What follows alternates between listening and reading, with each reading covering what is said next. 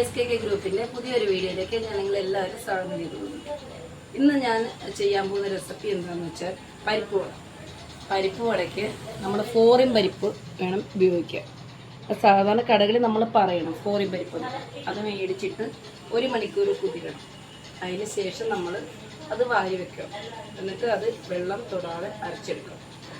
വെച്ചാൽ ഫുൾ അരയരുത്, ഒന്ന് അരയണം. എന്നാൽ നമുക്ക് പിടിക്കാൻ കിട്ടുകയും ചെയ്യണം. ഈ ഒരു പരുവത്തിൽ വേണം നമുക്കിത് അരഞ്ഞ് കിട്ടാൻ. അതിന് ശേഷം നമ്മൾ എന്ത് ചെയ്യണം, അതിനകത്ത് ഇഞ്ചി, പച്ചമുളക്, കറിവേപ്പില ഇടണം. പിന്നെ ആവശ്യത്തിന് ഉപ്പ്.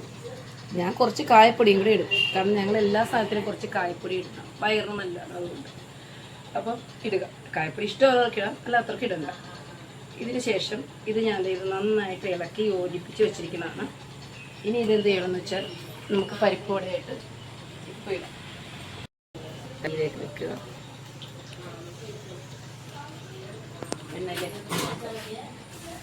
എണ്ണ കയ്യിലിട്ട് വീഴാതിരിക്കാൻ ശ്രദ്ധിക്കണേ, കാരണം നമ്മളിത് എണ്ണയിലേക്ക് എറിഞ്ഞു കഴിഞ്ഞാൽ എണ്ണ കയ്യിലോട്ട് വീഴും. അപ്പം അത് നമ്മൾ ശ്രദ്ധിക്കണം.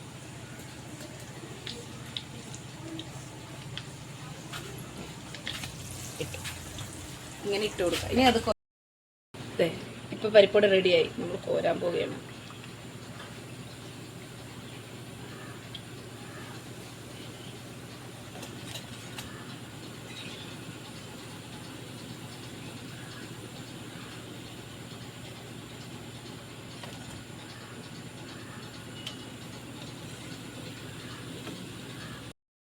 ഇട്ട് ഉണ്ടാക്കിയത് പരിപ്പോടെയാണ്. അതിനകത്ത് വേണ്ടത് പരിപ്പ്, അതായത് ഫോറിൻ പരിപ്പ് കുതിരാൻ വെക്കണം. അത് നമ്മൾ നന്നായിട്ട് അരയ്ക്കരുത്, ഒന്ന് അരയ്ക്കണം. അതായത് ഇതേ ഒരു കണക്കിട്ട് വേണം അരയ്ക്കാൻ. അരച്ചെടുത്തതിന് ശേഷം അതിനകത്ത് പച്ചമുളക്, കറിവേപ്പില, ഇഞ്ചി എല്ലാം ഇടണം. വേണമെങ്കിൽ കുറച്ച് കായപ്പൊടി ചേർക്കാറുണ്ട്, അത് ഓരോരുത്തരുടെ ഇഷ്ടം.